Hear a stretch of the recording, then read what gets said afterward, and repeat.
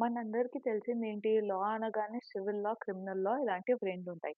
వాటి మధ్యలో main distinction అనేటిది ఆ క్రైమ్ లేదంటే ఆ రాంగ్ చేసిన పర్సన్, రాంగ్ డూయర్ ఎవరైతే ఉన్నారో అతనికి ఏం కాన్సిక్వెన్స్ అంటే ఏం పనిష్మెంట్ వస్తది అన్న దాన్ని బట్టి ఆ రెండిటి మధ్యలో డిస్టింక్షన్ చేయొచ్చు. క్రిమినల్ లా వచ్చేసి పనిష్మెంట్ అందులో రాంగ్ డూయర్‌కి ఫైన్ లేదంటే ఇంప్రిజన్‌మెంట్ ఉంటుంది. కానీ సివిల్ రాంగ్ వచ్చేసి జనరల్‌గా మానిటరీ రిలీఫ్ అంటే కంపెన్సేషన్ లేదా కాంట్రాక్ట్స్ యాక్ట్ అట్లాంటి దాని కింద అయితే స్పెసిఫిక్ పెర్ఫార్మన్స్ ఆఫ్ కాంట్రాక్ట్ అలా ఉంటుందన్నమాట. లా అగైన్ 2 టైప్స్‌లో డివైడ్ అయ్యి ఉంటది. సబ్స్టాంటివ్ లా, ప్రొసీజరల్ లా. సబ్స్టాంటివ్ లా అంటే యూజువల్‌గా ఒక సిటిజన్‌ది రైట్స్ ఏంటి, డ్యూటీస్ ఏంటి, వాళ్ళ లీగల్ డ్యూటీస్ ఏంటి, అది ఒకవేళ ఫుల్‌ఫిల్ చేయకపోతే వాళ్ళకి పనిష్మెంట్ ఏంటి, ఇలాంటివి ఉంటది. For example Indian contracts act, transfer of property act, specific relief act. Next procedural law వచ్చేసి అదొక rights and duties of citizen అది డిఫైన్ చేయదు. కానీ ఆ పర్టిక్యులర్ యాక్ట్ ఏదైతే ఉందో దాన్ని ఎలా ప్రాక్టీస్ చేయడం, ఆ ప్రొసీజర్ ఎలా అనేటిది అన్నీ డిఫైన్ చేసి ఉంటది. For example Code of Civil Procedure, Indian Evidence Act etcetera. So, ఇప్పుడు మన present subject Code of Civil Procedure 1908 వచ్చేసి adjective law that is procedural law అన్నమాట. దాని మెయిన్ ఆబ్జెక్ట్ వచ్చేసి to facilitate the administration of justice. అంటే rights and liabilities అవి define చేయకపోయినా ఒక రాంగ్ డూయర్ లేదంటే ఒక పర్సన్ రైట్ గాని, లయబిలిటీ గాని ఎఫెక్ట్ అయితున్నప్పుడు దాని ప్రొసీజర్ ఏంటి? ఎలా జస్టిస్ ఇవ్వాలి? సో, ఎంటైర్ ప్రొసీజర్ అనేటిది సీపీసీ రెగ్యులేట్ చేస్తుంది. సో, ఇప్పుడు సీపీసీ అంటే మనం ఏమన్నాం? ఒక పర్సన్ రైట్స్ గాని, లయబిలిటీస్ గాని వాటి ఎన్ఫోర్స్‌మెంట్ లేదంటే రికగ్నిషన్‌లో ఏదైతే ప్రొసీజర్ ఉంటదో, ఆ ప్రాసెస్ అనేటిది నెసెసరీ ప్రాసెస్ సీపీసీ గైడ్ చేస్తదనమాట. యూజువల్‌గా in a court of law. ఇంకొకటి గుర్తుపెట్టుకోవాల్సిందేంటంటే procedural law is always subservient to substantive law. అంటే ఏంటంటే, సబ్స్టాంటివ్ లాలో ఏదైతే ఉంటదో దాన్ని ఇంప్లిమెంట్ ఆర్ ఎన్ఫోర్స్‌మెంట్ చేయడానికే ప్రొసీజరల్ లా వాడతాం. అంతేగాని అందులో డిఫైన్ చేయని న్యూ లాస్ గాని, లేదంటే న్యూ రూల్స్ గాని ప్రొసీజరల్ లా దాని గురించి ఎప్పుడు కూడా మాట్లాడొద్దు. ఇంకోటి అది ఓన్లీ జస్టిస్ ఇవ్వడానికే తప్పితే, సెపరేట్ పనిష్మెంట్ గాని, కొత్త పనిష్మెంట్ గాని ఆల్రెడీ సబ్స్టాంటివ్ లాలో లేనిది ప్రొసీజరల్ లా కొత్తగా ఇవ్వదన్నమాట. Now coming to the history of CPC. First వచ్చేసి 1859 కన్నా ముందు బ్రిటిష్ ఇండియాలో ఉన్నప్పుడు డిఫరెంట్ సివిల్ ప్రొసీజర్స్ ఉంటుండే. Different parts of India, British ఇండియాలో డిఫరెంట్ సిస్టమ్స్ ఉంటుండే. సో, ఆబ్వియస్లీ ఇట్లాంటి సిస్టమ్స్ వల్ల చాలా డిఫికల్టీస్ ఒస్తాయి. అప్పుడు 1859లో ఒక కోడ్ ఇంట్రొడ్యూస్ చేస్తారు సీపీసీ గురించి. ఈ ఫస్ట్ కోడ్‌లో 1859 కన్నా ముందు ఏదైతే ప్రాబ్లమ్స్ ఉన్నాయో, ఆ ప్రాబ్లమ్స్ అన్నీ రెక్టిఫై జేయడానికి 1859లో ఒక కోడ్ తెచ్చారు. కానీ దీంట్లో మెయిన్ డ్రాబ్యాక్ ఏముండే అంటే, ఇది సుప్రీం కోర్ట్ గాని, ప్రెసిడెన్సీ స్మాల్ కోర్ట్స్‌కి గాని, ఈ సీపీసీ కోడ్ అనేటిది అప్లై అవ్వకపోతుండే. తర్వాత ఈ కోడ్ అనేటిది హోల్ ఆఫ్ బ్రిటిష్ ఇండియాకి ఎక్స్టెండ్ అయింది. కానీ అయినా కూడా దాంట్లో కొన్ని ప్రాబ్లమ్స్ ఉండే. సో, 1877లో for the third time fresh code అనేటిది ఇంట్రొడ్యూస్ అయింది. బట్ అది కూడా కంప్లీట్‌గా సెట్ అవ్వలేదు. సో, 1882లో ప్రెజెంట్ నడిచిన 1877 కోడ్‌కి ఏదైతే ఉందో దానికి మేజర్ అమెండ్‌మెంట్స్ అనేటివి 1882లో అయ్యాయి.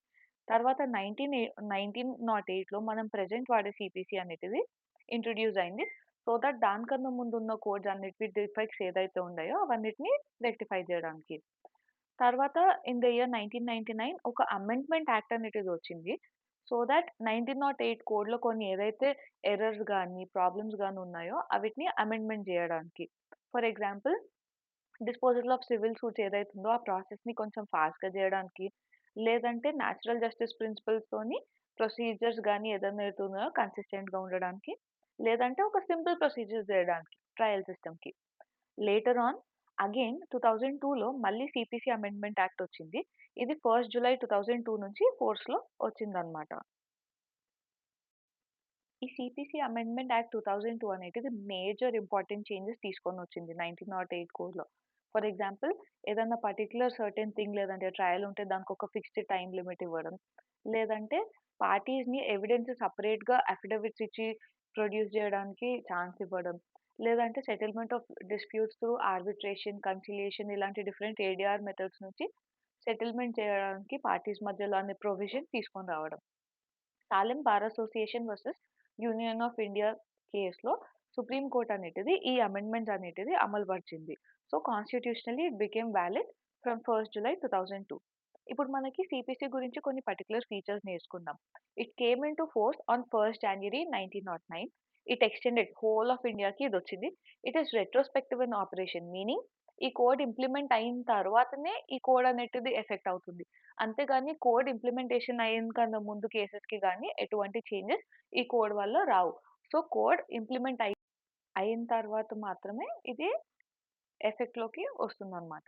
నెక్స్ట్ వచ్చేసి ఈ సీపీసీ కోడ్ ప్రియాంబుల్ ఏం చెప్తుంది?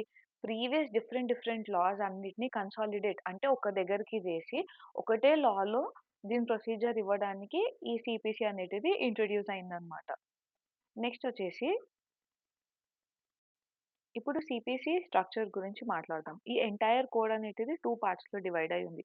ఫస్ట్ పార్ట్ వచ్చేసి body of code. Second part వచ్చేసి ఫస్ట్ షెడ్యూల్. బాడీ ఆఫ్ కోడ్‌లో 1 నుంచి 158 సెక్షన్స్ ఉంటాయి. అదే ఫస్ట్ షెడ్యూల్‌లో 51 ఆర్డర్స్ ఇంకా రూల్స్ డిఫైన్ చేసి ఉన్నాయన్నమాట. నార్మల్‌గా ఈ సెక్షన్స్ ఏదైతే ఉన్నాయో జనరల్ ప్రిన్సిపల్స్ ఏదైతే ఉన్నాయో జ్యూరిస్డిక్షన్ గురించి వాటి గురించి మాట్లాడుతుంది.